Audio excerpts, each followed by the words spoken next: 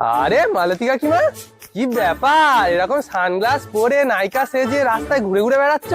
আসলে কি বলতো, আমি রাতারাতি বড় লোক হয়ে যাব। কাল সকালে উঠে দেখবি আমি কোটিপতি হয়ে গেছি।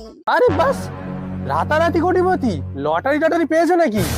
আরে না না, কোনো লটারি টটারি নয়। আমাকে ব্যাংক থেকে ফোন করেছিল, কি বললো আমি কিছু একটা নাকি বিজয়ী হয়েছি, ওই জন্য আমার আধার কার্ড কি সব বলে না, সেই ফোনে ওটিপি আসে, ওইসব ওটিপি নিল। বললো কালকে সকালবেলা দেখবে যে তোমার ব্যাংক অ্যাকাউন্টে 1 কোটি টাকা এসে গেছে।